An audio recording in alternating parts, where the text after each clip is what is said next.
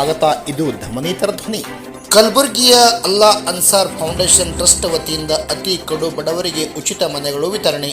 ಹೌದು ವೀಕ್ಷಕರೇ, ಕಲಬುರಗಿ ಜಿಲ್ಲೆಯಲ್ಲಿ ಅಲ್ಲಾ ಅನ್ಸಾರ್ ಫೌಂಡೇಶನ್ ಟ್ರಸ್ಟ್ ಅಧ್ಯಕ್ಷರಾದ ಸೈಯದ್ ಗುಡಲಾಲ್ ಅತ್ತಾರ್ ಅವರು MNC ಕಂಪನಿಗಳಿಂದ ದೇಣಿಗೆ ಸಂಗ್ರಹಿಸಿ ಕಲ್ಯಾಣ ಕರ್ನಾಟಕ ಭಾಗದಲ್ಲಿ ವಾಸವಾಗಿರುವ ಅತ್ಯಂತ ಕಡುಬಡವರಿಗೆ ಉಚಿತವಾಗಿ ಮನೆಗಳ ಹಂಚುವ ಮಹತ್ವದ ಕಾಯಕದಲ್ಲಿ ತೊಡಗಿದ್ದಾರೆ. ಅದರಂತೆ ಇಂದು ಕಲಬುರಗಿ ಜಿಲ್ಲೆಯ ಆಳಂದ ತಾಲೂಕಿನ ಕಡಗಂಚಿ ಗ್ರಾಮದಲ್ಲಿ ಕಲಬುರಗಿ ಜಿಲ್ಲೆಯ ಅಲ್ಲಾ ಅನ್ಸಾರ್ ಫೌಂಡೇಶನ್ ಟ್ರಸ್ಟ್ನ ಅಧ್ಯಕ್ಷರಾದ ಸೈಯದ್ ಗುಡಲಾಲ್ ಅತ್ತಾರ್ ಅವರ ನೇತೃತ್ವದಲ್ಲಿ MNC ಕಂಪನಿಗಳಿಂದ ದೇಣಿಗೆ ಸಂಗ್ರಹಿಸಿ ಹಣದಲ್ಲಿ 9 ತಿಂಗಳ ಹಿಂದೆ ಉಚಿತವಾಗಿ ಅತ್ಯಂತ ಕಡು ಬಡತನದಲ್ಲಿ ವಾಸ ಮಾಡುವ ಕುಟುಂಬಗಳಿಗೆ ಮನೆಗಳ ಅರ್ಜಿ ಕರೆಯಲಾಗಿತ್ತು. ಬಂದ ಅರ್ಜಿಗಳನ್ನು ಪರಿಶೀಲನೆ ಮಾಡಿ ಕಡಗಂಚಿ ಗ್ರಾಮದ ಅತ್ಯಂತ ಕಡು ಬಡತನದಲ್ಲಿ ವಾಸ ಮಾಡುವ 50 ಮನೆಗಳನ್ನು ಮಾಡಲಾಯಿತು.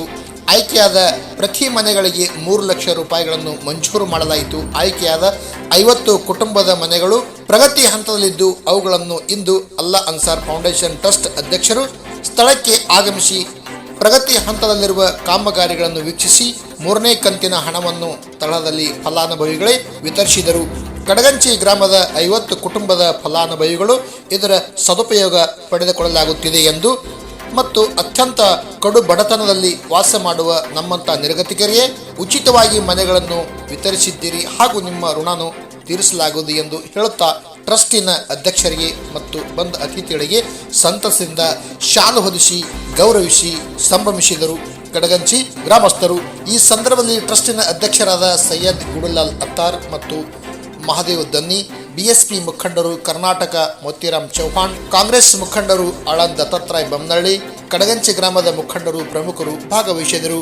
ವರದಿ ಪ್ರಭುಗೌಡ್, ಬಯಲು ನ್ಯೂಸ್, ಆಳಂದ್.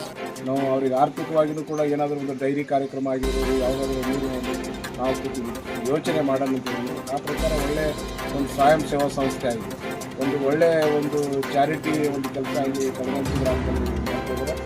ಎಲ್ಲ ಸಹಕಾರ ನಮ್ಮ ಆಲ್ ಅನ್ಸಾರಿ ಫೌಂಡೇಶನ್ಗಿದೆ ಮತ್ತು ಅವ್ರಿಗೆ ನಾನು ಕೂಡ ವೈಯಕ್ತಿಕವಾಗಿ ನಮ್ಮ ಗ್ರಾಮದ ಪರವಾಗಿ ಅಭಿನಂದನೆ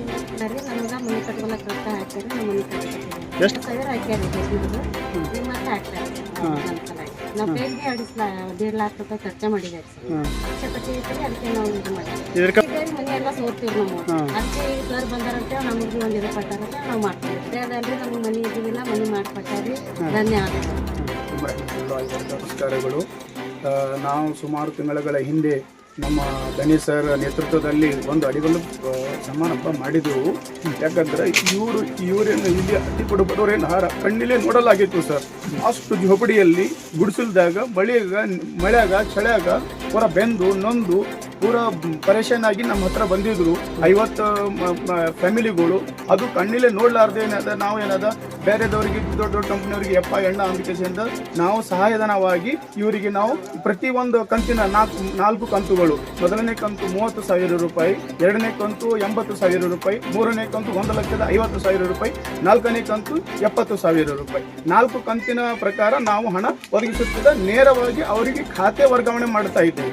ಯಾವುದೇ ರೀತಿಯಲ್ಲಿ ಅಂತ ನಾವು ಬೈ ಹ್ಯಾಂಡ್ ಕ್ಯಾಶ್ ಕೊಡಲಾಗಿದೆ ಮತ್ತು ಯಾವುದೇ ರೀತಿಯಿಂದ ಮಧ್ಯವರ್ತಿಗಳು ಇಲ್ಲ. ನಾವು ನಮ್ಮ ಸಂಸ್ಥೆಯ ಅಲ್ ಅನ್ಸಾರ್ ಫೌಂಡೇಶನ್ ಟ್ರಸ್ಟ್ನ ಖಾತೆಯಿಂದ ಫಲಾನುಭವಿಯ ಖಾತೆಗೆ ನೇರವಾಗಿ ವರ್ಗಾವಣೆ ಮಾಡಿದ್ದೇವೆ. ಯಾಕಂದರೆ ಇವ್ರದ್ದು ನಾವು ಉಪಜೀವನ ನೋಡಲಾರ್ದೆ ಕಣ್ಣಿಲೆ ನಾವು ನೋಡಲಾರ್ದೆ ನಾವು ಸುಮಾರು ತಿಂಗಳ ಹಿಂದೆ ಒಂದು 4-5 ತಿಂಗಳ ಹಿಂದೆ ನಾವು ಒಂದು ಫಂಕ್ಷನ್ ಮಾಡಿದ್ದೆವು, ಅಡಿಗಲ್ಲು ಸಮಾರಂಭ ಮಾಡಿದ್ದೆವು ನಮ್ಮ ಧನಿ ಸರ್ ನೇತೃತ್ವದಾಗ. ಅದ್ರ ಸಲುವಾಗಿ ಏನಾದ ನಾವು ವರ್ಕ್ ಪ್ರಾರಂಭ ಮಾಡಿ ಈಗ 1.5 ತಿಂಗಳಾಯಿತು. ಈಗ 1 ಅಥವಾ 2 ತಿಂಗಳ ಒಳಗಾಗಿ ಸಂಪೂರ್ಣವಾಗಿ 50 ಮನೆಗಳು ಕಂಪ್ಲೀಟ್ ಮಾಡ್ತಾ ಇದ್ದೇವೆ ಸರ್. ಮತ್ತು ನಮ್ಮ ಹತ್ರ ಯಾವುದೇ ಜಾತಿ ಭೇದ ಭಾವ ಇಲ್ಲ. ಮುಸ್ಲಿಮ್ಸ್ ಆಗಲಿ, ಸಿಖ್ ಆಗಲಿ, ಹಿಂದೂ ಆಗಲಿ ಯಾವುದೇ ಭೇದ ಭಾವ ಇಲ್ಲಾರ್ದೆ ನಾವು ಎಲ್ಲ ಜನರಿಗೂ ಇದು ನಮ್ಮ ಸೂರನ್ನು ಒದಗಿಸ್ತಾ ಇದ್ದೇವೆ ಸರ್. ಇದು ಬೆನಿಫಿಟ್ ಇಲ್ಲಾರ್ದೆ ಯಾವುದೇ ಬೆನಿಫಿಷಿಯರ್ಸ್ ಕಡೆಯಿಂದ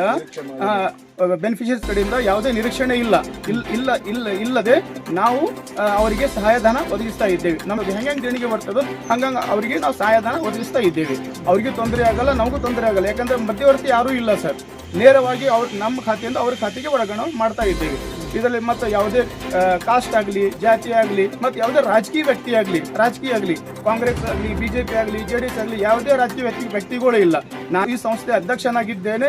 ಪ್ರತಿ ಹಳ್ಳಿಗೆ ಹೋಗಿ, ಪ್ರತಿ ಮನೆಗೆ ಹೋಗಿ ಸ್ವತಃ ವಿಸಿಟ್ ಮಾಡಿ ಕಣ್ಣಿಲೆ ನೋಡಿ ಕೇಸಿಂದ ಸ್ಯಾಂಕ್ಷನ್ ಮಾಡ್ತೀನಿ ಮತ್ತು ನಾನೇ ಟ್ರಾನ್ಸ್ಫರ್ ಮಾಡಿದ್ದೀನಿ. ಅಕೌಂಟ್ ನನ್ನ ಹೆಸರಲ್ಲಿ, ನಮ್ಮ ಸಂಸ್ಥೆ ಹೆಸರಲ್ಲಿ ನಾನೇ ಆ ಥರ ಸಿಗ್ನೇಟರಿ ಇದ್ದೇನೆ ಸರ್. ಇದೇ ತರ ಹೆಚ್ಚಿನ ಸುದ್ದಿಗಾಗಿ ನೋಡ್ತಾ ಇರಿ ಬಯಲು ಟಿವಿ ನ್ಯೂಸ್.